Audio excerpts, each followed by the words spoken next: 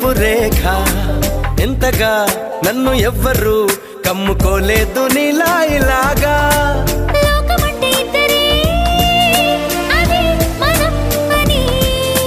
స్వర్గం అంటే ఇక్కడే అంటే సరే అని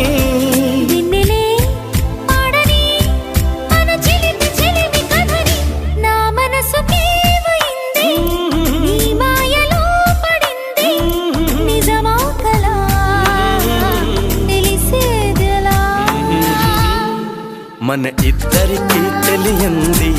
ఏదో జరిగే ఉంటుంది